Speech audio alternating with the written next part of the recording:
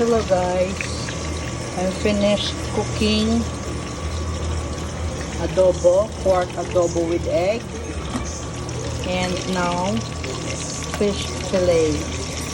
That's our ulam for fish fillet. Ulam namin yun na yung gabi. Tapos may gulay pa na iwan doon kang kanina, kaya i-add na lang namin yun. This is our ulam for tonight. Our ulam for tonight, pork adobo with egg, fish fillet, ug ang sobra nga itlog sa fillet, then gulay, and ang among dessert, Krispy Kreme. Krispy Kreme.